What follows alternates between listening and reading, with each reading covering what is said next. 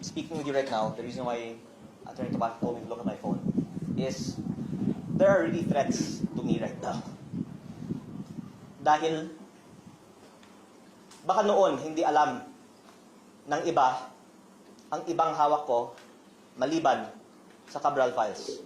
Ang lumabas na sa media ay tip of the iceberg ko lamang. At kung ilabas ko lahat ng mga files na hawak ko, maiintindihan ng taong bayan bakit higit pa sa lahat ng ibang mga target, ako ang pangunahing target ng iba't ibang mga personalidad sa nakaraang mga araw at linggo. At the more na itatapya ko, the more na nakikita ng taong bayan na tila may dahilan na nais ng iba na patahimikin ako, at ako naman po ay nakikinig sa payo ni Senator Ping Lacson na wag bara-bara, kaya yung mga hawak kong ebidensya, higit pa sa Cabral files, ay hindi ko inilalabas. Pero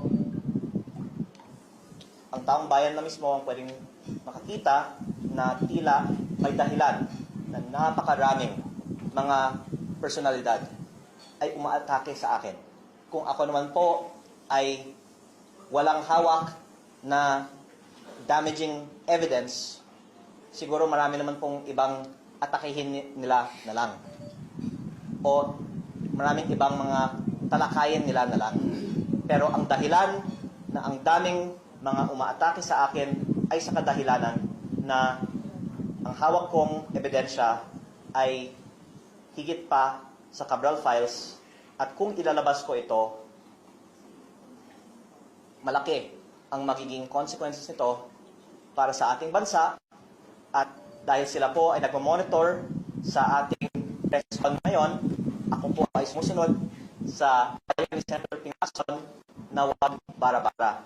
Basta wag nyo akong patayin. Dahil kung papatayin nyo ako, lalabas ang buong katotohanan ng mga ginawa ninyo sa DPWH.